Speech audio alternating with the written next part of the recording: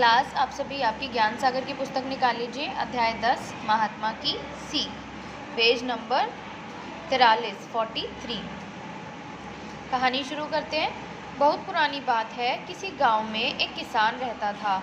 उसके पास खेती योग्य काफ़ी ज़मीन थी, पर वह खेती नहीं करता था। कभी कभार ही खेती पर जाता था, क्योंकि उसे चोरी करने की गंदी आदत थी।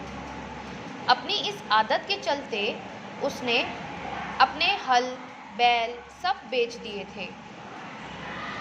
अब वह केवल चोरी करता था और चोरी करने के इस नीच कर्म नए नए उपाय सोचा करता था। नीच कर्म करने के लिए होना चाहिए, यहाँ पर नीच कर्म करने के लिए नए नए उपाय सोचता था। तो क्या था, एक गांव में एक किसान था जिसके पास सब कुछ था, लेकिन फिर भी उसे चोरी करने की गंदी आदत थी।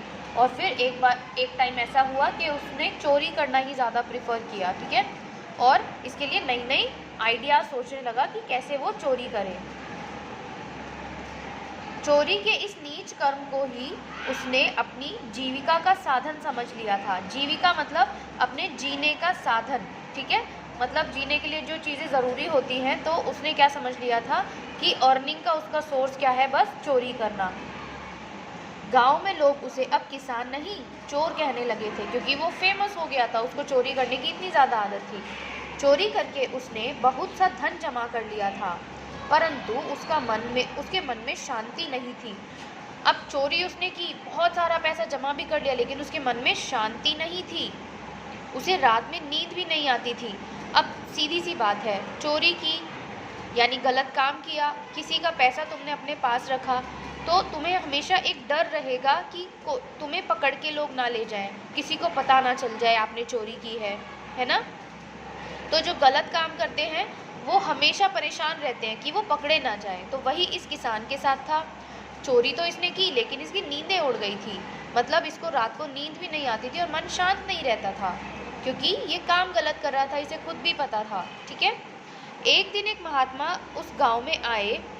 दूर के लोग भी उनके दर्शन तथा आशीर्वाद लेने के लिए आने लगे। बहुत दूर दूर से उनसे आशीर्वाद लेने के लिए लोग आए। उस चोर तक भी महात्मा की प्रसिद्धि पहुंची। प्रसिद्धि मतलब फेमस बहुत ज़्यादा थे वो महात्मा।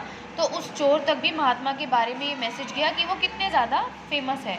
चोर महात्मा के पास गया और बोला, हे महात्मा, मैं किसान हूँ, लेकिन मैं खेती नहीं करता, क्योंकि चोरी करने में मेरा मन लगता है, खेती में नहीं। चोरी करके मैंने बहुत सा धन जमा कर लिया है, परंतु मेरे मन में शांति नहीं है। मुझे रात में नींद भी नहीं आती। मेरी पत्नी और बेटा सदा बीमार रहते हैं, इस कारण मैं दुखी रहता हूँ। महात्मा ने कुछ सोचकर कहा, यदि तुम मेरे कहे अनुसार काम करोगे तो तुम्हारे दुख अवश्य दूर हो जाएंगे और तुम्हारे मन को शांति भी मिल जाएगी। इस पर चोर बोला, मैं वही करूँगा जो आप कहेंगे। महात्मा ने कहा, तुम इस चोरी के धन से एक गाय खरीद लो। अपनी पत्नी तथा बेटे को रोज़ गाय चराने के लिए जंगल में भेजो। साथ ही अपने लिए हल और बैल भी खरीदो। तुम अपने खेतों को जोतो, तुम्हारे खेतों में खजाना दबा हुआ है। अब महात्मा ने क्या कहा कि तुम बैल खरीद लो और उनको चराने के लिए किसको भेजो, अपने पत्नी और बेटे को, और बैल खरीदो और हल भी खरीदो और खेती शुरू कर दो। गाय तो खरीदकर चराने के लिए बोला और बैल और हल खेती के लिए, ठीक है।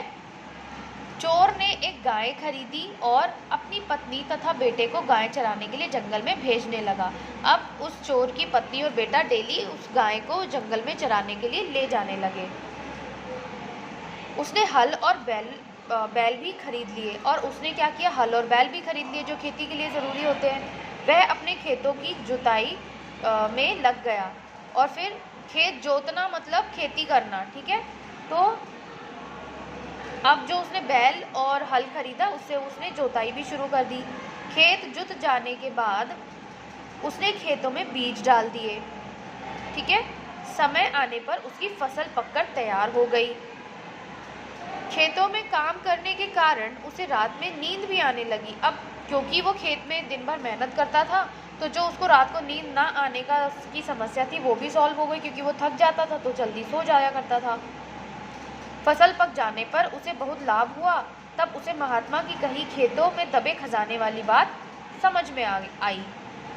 जो महात्मा ने कहा था कि तुम्हारे खेतों में खजाना दबा पड़ा है, तो वही खजाना क्या था, उसकी मेहनत से जो उसने अर्न किया, जो उसने प्राप्त किया। रोज गाय चराने के लिए जंगल में जाने से उसकी पत्नी और बेटे को शुद्ध वायु मिलने लगी, जिससे उन लोगों का स्वास्थ्य अच्छा होने लगा, क्योंकि वो गाय चराने जाते सुबह सुबह, तो अच्छी शुद्ध वायु से उनकी हेल्थ भी अच्छी हो गई। तो जो किसान था उसकी जो समस्याएं थी वो अपने आप समाप्त होती गई।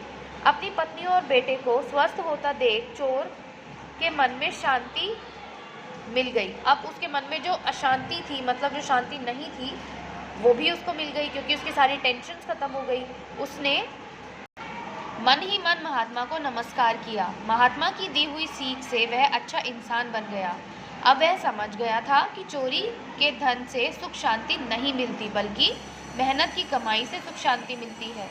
अब उसका मन खेती करने में लगने लगा था। उसने सदा के लिए चोरी जैसा घटिया काम छोड़ दिया। गांव में लोग उसे अब चोर नहीं किसान कहने लगे। तो इस कहानी से हमें क्या शिक्षा मिलती है? मन की शांति मेहनत से कमाए धन से मिलती है, ना कि चोरी के धन से। अगर आप चोरी करते हैं तो आपके मन में कभी शांति नहीं रहेगी, ठीक है? आप हमेशा परेशान रहेंगे, टेंशन में रहेंगे कि आप पकड़े ना जाएं। लेकिन जब आप मेहनत करते हैं तो आपको मन में शांति रहती है कि जो आपने कमाया है आपका उस पर पूरा अधिकार है, ठीक है? आप उसको अपने हिसाब से यूज़ कर सकते हैं। कोई आपको आकर पकड़ेगा नहीं उस चीज़ के लिए, ना कोई पनिशमेंट करेगा। तो मन की शांति अपने मेहनत से कमाए धन से ही प्राप्त होती है, ठीक है? ये इस अध्याय से हमें शिक्षा मिलती है।